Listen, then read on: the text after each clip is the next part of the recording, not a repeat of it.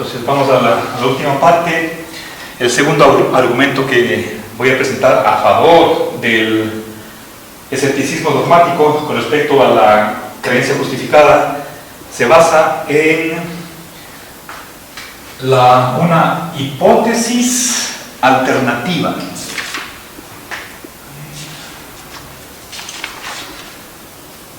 Hipótesis escéptica. ¿Sí? A ver, la hipótesis escéptica.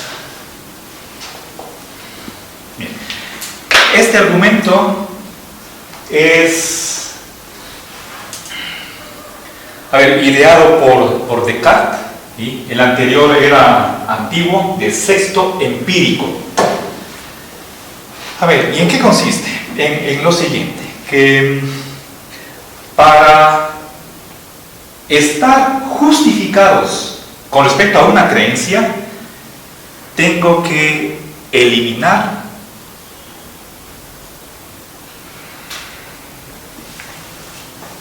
posibles alternativas, ¿sí? Que derroten mi creencia. Pensemos en un caso de asesinato. ¿Sí?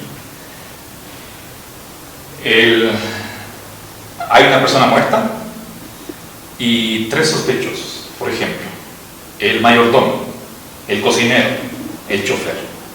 ¿Sí? Ahora,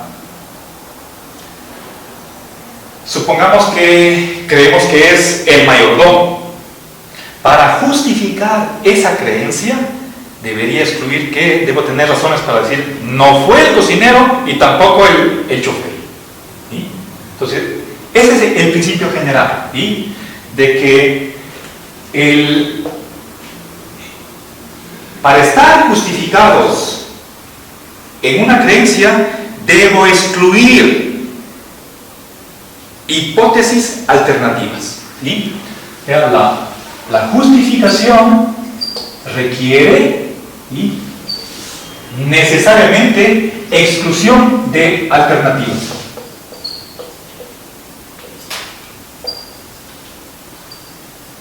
Y este es un problema. ¿Por qué? Ahora, pensemos que nos decía Descartes. Supongamos que en lugar de creer que estamos aquí en clase, sentados en la banca o yo cerca del pizarrón, estamos durmiendo, estamos soñando. ¿Sí? Ahora, esa es una mera posibilidad, una discusión de alternativas posibles. Es una posibilidad, pero Descartes nos pregunta: ¿cómo sabemos que no estoy este rato soñando? ¿Cómo demuestro que no estoy en un sueño? ¿Sí? Ahora, vean, les estoy partiendo de una creencia particular, concreta, ¿sí?, de que estamos aquí en la universidad y no estoy en la cama. Y presento una posibilidad de que eso no sea verdad. Ahora,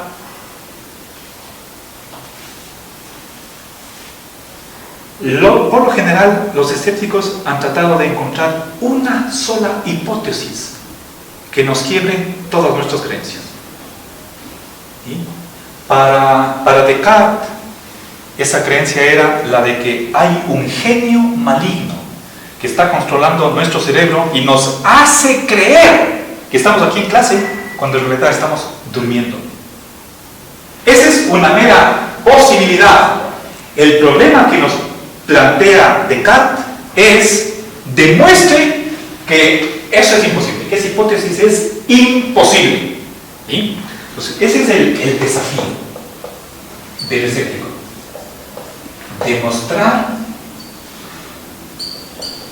Demostrar que las otras no son posibles. Demostrar que las hipótesis alternativas no son en absoluto posibles. Este es el grandísimo problema. ¿Sí? Ahora, sí quisiera, para que ustedes capten la profundidad, la gravedad de este reto del escéptico, que consideren el siguiente caso. ¿Sí? Es parecido, no es parecido, sino es una versión del problema de el cerebro en una bandeja. Es decir, imaginémonos que hay un cerebro que está conectado a una computadora. Y, bueno, antes no había portátiles. Aquí tengo el CPU, la pantalla y cables van a la computadora. La computadora tiene un programa que lo que hace es, bueno, aquí el cerebro está en una bandeja y el cerebro no está conectado con un cuerpo.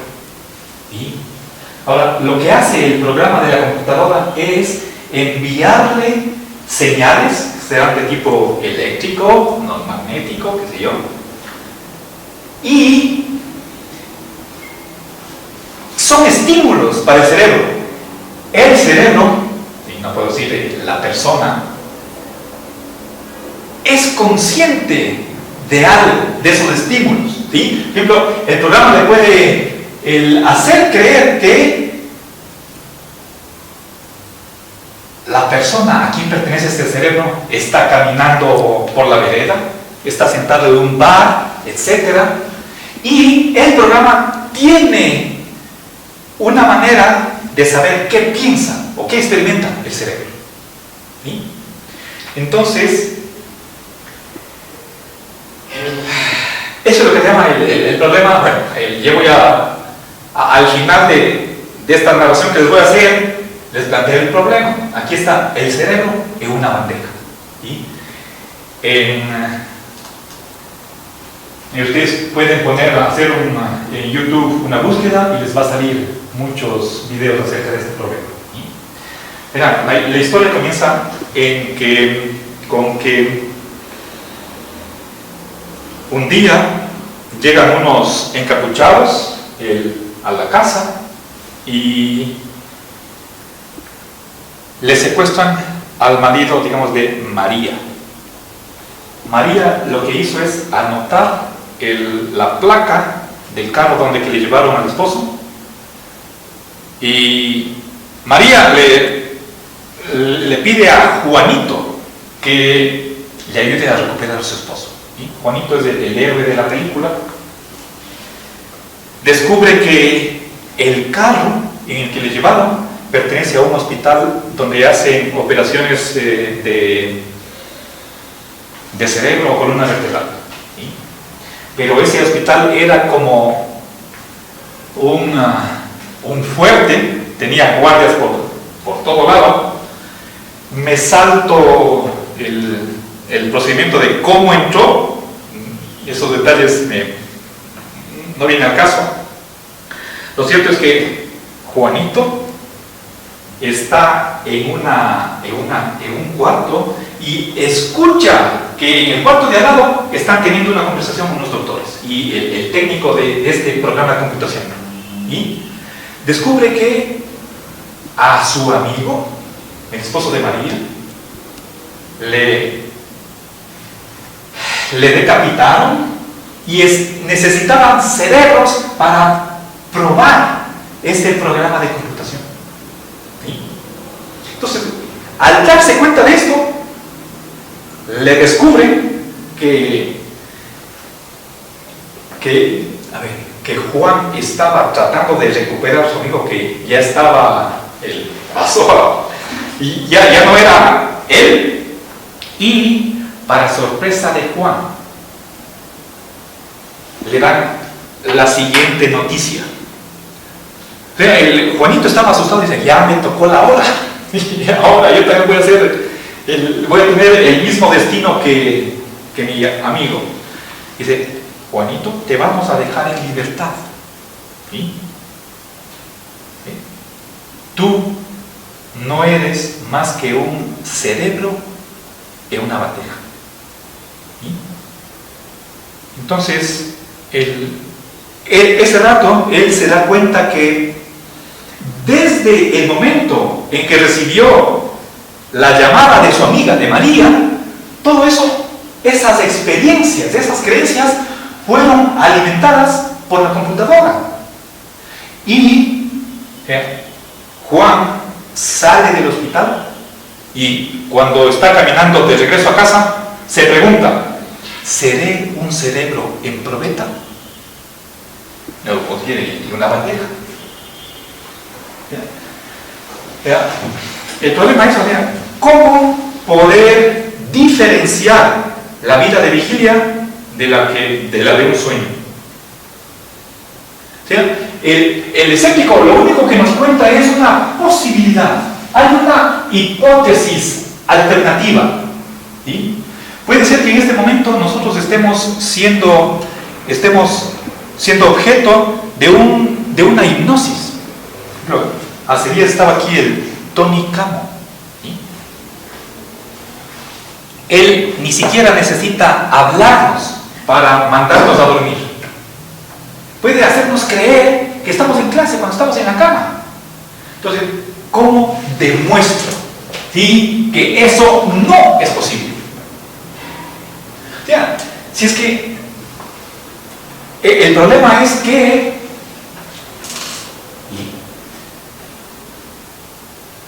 no puedo decir, pero me pellizco y siento.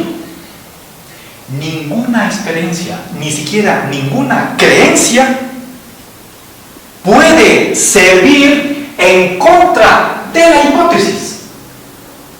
Ese es el gravísimo problema. Que nada de lo que podamos decir, bueno, supuestamente es lo que cree el escéptico, puede destruir esta hipótesis escéptica. De modo que los escépticos que presentan este argumento, ¿sí?, creen que esta argumentación es inexpugnable, irrefutable. No hay nada que podamos hacer en contra de esta hipótesis. ¿Sí? Entonces,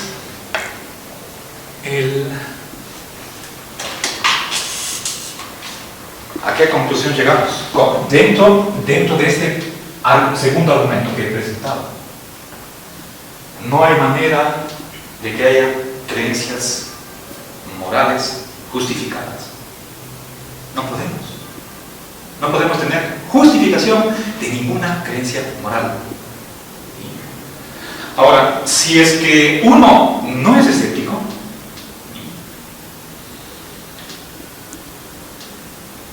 puede tener, ¿qué actitudes puede tener frente a esta hipótesis escéptica? Una primera podría ser la de: demuestro que es absurda, sin sentido, algún error. ¿Sí? Segunda posibilidad, la del dogmático.